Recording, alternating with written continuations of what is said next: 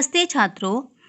उपहार पाठ में फर्स्ट पार्ट में हमने देखा था कि ऋत्विक को जब उसकी माँ पुस्तक मेला देखने को मना कर देती है तो वह उदास हो जाता है और जाकर एक पेड़ के नीचे बैठ जाता है। वहाँ पर उसे एक परी मिलती है और परी कहती है कि मैं तुम्हारी परीक्षा लेना चाहती हूँ। फिर ऋत्विक कहता है कि आपको परीक्षा लेनी है तो ले लीजिए। इतना कहकर वह वहाँ से चला जाता है। रास्ते में जाते समय ऋत्विक को एक पोटली मिलती है। उसे लगता है कि पोटली में कोई कीमती यानी अनमोल चीज़ होगी, इसलिए वह खोलकर देखना चाहता है। फिर सोचने लगता है कि यह पोटली मेरी नहीं है, तो मुझे इसे खोलने का भी कोई अधिकार नहीं है, इसलिए वह पोटली नहीं खोलता है। इतने में कोई व्यक्ति उसे पीछे से आवाज़ देता है और पूछता है कि बेटा, मेरी पोटली खो गई है, रास्ते में कहीं गिर गई है, क्या आपने वह देखी है? तब ऋत्विक उसे उस पोटली की निशानी पूछता है, तो वह व्यक्ति बताता है कि उसकी पोटली लाल रंग की है और उस पे एक परी का चित्र है। यह बात सुनकर ऋत्विक उसे पोटली दे देता है। अब हम आगे का पाठ पढ़ेंगे। सुबह उठकर वह वहीं पहुंचा जहां उसे परी मिली थी। सुबह जब ऋत्विक उठता है तो वह वहाँ पर चला जाता है जहाँ पर उसे परी मिली थी। देखा तो वहाँ कोई नहीं था और जब वह जाकर वहाँ पे देखता है तो वहाँ पे कोई नहीं होता। वह बैठ गया। उसकी आँखों के सामने वही लाल रंग की पोटली दिखाई देने लगी। वह वहाँ जाकर बैठ जाता है और उसके बाद उसको उसकी आँखों के सामने वही लाल रंग की पोटली बार बार दिखाई देती है। तभी तेज प्रकाश फैला और तभी तेज उजाला फैलता है और सामने परी खड़ी थी और उसके बाद सामने परी आ जाती है। परी के दोनों हाथ पीछे थे। परी ने पूछा, कैसे हो? ठीक हूँ, ऋत्विक ने जवाब दिया। जब परी वहाँ पर आई तो उसके दोनों हाथ पीछे थे और उसने ऋत्विक से पूछा कि कैसे हो? तो फिर ऋत्विक ने जवाब दिया, मैं ठीक हूँ। तभी परी ने कहा, अपनी आंखें बंद करो, मैं तुम्हें इनाम दूंगी। तभी परी ऋत्विक को कहती है कि अपनी आंखें बंद करो, मैं तुम्हें इनाम देना चाहती हूँ। किस बात का? ऋत्विक ने पूछा। तभी ऋत्विक परी से पूछता है कि किस बात का इनाम? तुम उत्तीर्ण हो गए इसलिए, परी बोली। फिर परी कहते हैं कि तुम मेरी परीक्षा में उत्तीर्ण हो गए हो, इसलिए मैं तुम्हें इनाम देना चाहती हूँ। परी की बात ऋत्विक की समझ में नहीं आ रही थी। उसने आंखें बंद कर ली। परी जो कह रही थी वह बात ऋत्विक को नहीं समझ में आ रही थी, लेकिन उसने आंखें बंद कर ली। परी ने उसके हाथों में एक मखमली थैली पकड़ा दी। परी ने उसके हाथों में एक थैली दी। ऋत्विक ने देखा तो हैरान रह गया और ऋत्विक ने जब वह थैली देखी तो हैरान रह गया। यह तो वही पोटली थी जो उसने राहगीर को दी थी और जो थैली परी ने ऋत्विक को दी है वह वही थैली थी जो राहगीर को ऋत्विक ने दी थी। परी ने कहा, कल मैंने ही तुम्हारी ईमानदारी की परीक्षा ली थी। वह राहगीर भी मैं ही थी, इसलिए मैं तुम्हें यह इनाम दे रही हूँ। परी कहती है कि कल मैंने ही तुम्हारी ईमानदारी यानी कि सच्चाई की परीक्षा ली थी और रास्ते में तुम्हें जो राहगीर मिला था वह भी मैं ही थी, इसलिए मैं तुम्हें इनाम दे रही हूँ।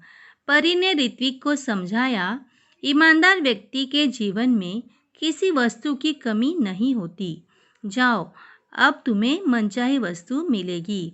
परी यह भी समझाती है ऋत्विक को कि ईमानदार यानी कि जो सच्चा व्यक्ति होता है उसके जीवन में कभी कोई वस्तु की कमी नहीं होती है।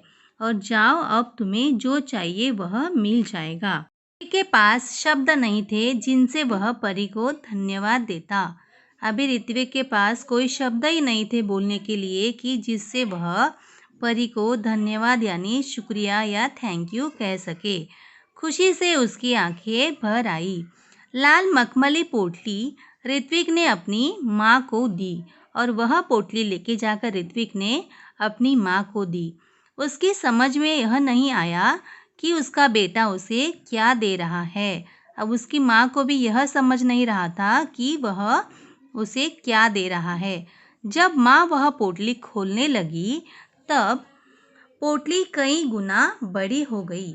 जब माँ ने वह पोटली खोली तो वह पोटली बड़ी बड़ी होने लगी। उसमें से सुंदर सुंदर पुस्तकें बाहर निकल आई और उस पोटली में से सुंदर सुंदर पुस्तकें यानी किताबें बाहर निकलने लगी।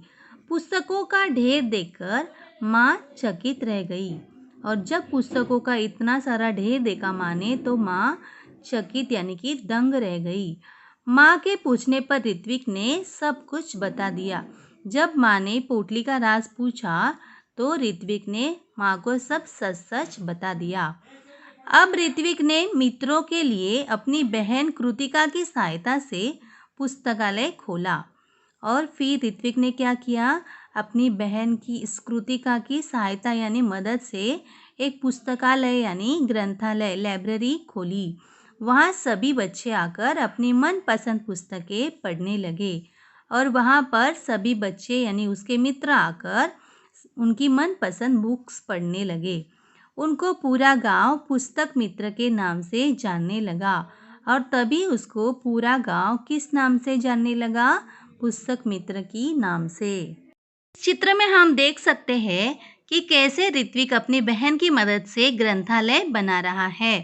ऋत्विक ने पुस्तकालय को ही अपने जीवन का ध्येय बना लिया और ऋत्विक ने पुस्तकालय को ही अपने जीवन का ध्येय यानी कि उद्देश्य बना लिया था।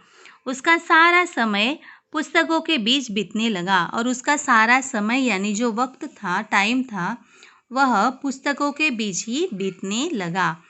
एक दिन पुस्तक पढ़ते पढ़ते ऋत्विक की आंख लग गई। एक दिन वह पुस्तक पढ़ रहा था तभी उसे नींद लग गई। देखता क्या है कि पुस्तकें उससे बातें करने लगी और उसने देखा नींद में कि पुस्तकें उससे बातें करने लगी हैं।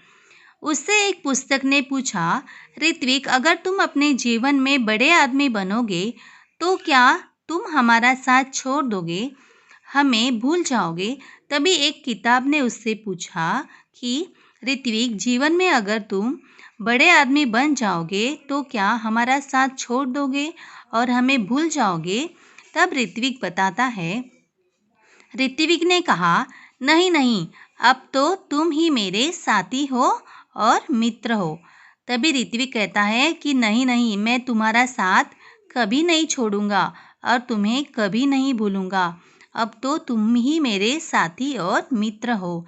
तभी किसी ने दरवाजे की घंटी बजाई और उसकी नींद टूटी। तभी दरवाजे पर कोई आता है और बेल बजाता है और उसकी नींद टूट जाती है, मतलब खुल जाती है। जागने पर देर तक सोचता रहा कि आगे चलकर वह बड़ा सा पुस्तक भंडार खोलेगा और जागने के बाद वह सोचते रहता है कि आगे चलकर वह एक बड़ा सा पुस्तक भंडार यानी कि बुक स्टोर खोलेगा। इस पाठ से हमें यह सीख मिलती है कि ईमानदारी से काम करके ही हम जीवन में सफलता प्राप्त कर सकते हैं। अपने लक्ष्य को प्राप्त करने के लिए मनुष्य को सच्ची लगन, आत्मविश्वास और रुचि से काम करना चाहिए। सच और साहस ही जीवन में सफलता ला सकते हैं। यहाँ पर शब्द वाटिका में कुछ नए शब्द और कुछ मुहावरे दिए हुए हैं। इन नए शब्दों के अर्थ मैंने आप लोगों को पढ़ाते समय बताए हैं। अभी यहाँ पर है मुहावरे। मुहावरों में 4 मुहावरे हैं। आंखें भर आना, उसका मतलब है दुखी होना। तय करना, उसका अर्थ है निश्चय करना। चकित होना, उसका अर्थ है आश्चर्य करना। उसके बाद है आँख लगना, उसका अर्थ है नींद आ जाना। यहाँ पर दिया हुआ है निम्नलिखित शब्दों के समानार्थी शब्द इस कहानी में ढूंढकर बताओ। यहाँ पर जो शब्द दिए हुए हैं उनके अर्थ कहानी में क्या आए हैं वह लिखने हैं। जैसे सखा को कौन सा शब्द आया है कहानी में? मित्र। और वृक्ष को कौन सा शब्द आया है? पेड़। उसके बाद जननी को कौन सा शब्द आया है? माँ। और नयन को आँख। और भगिनी मतलब बहन। तो इस प्रकार आपको समानार्थी शब्द कहानी में ढूंढकर लिखने हैं।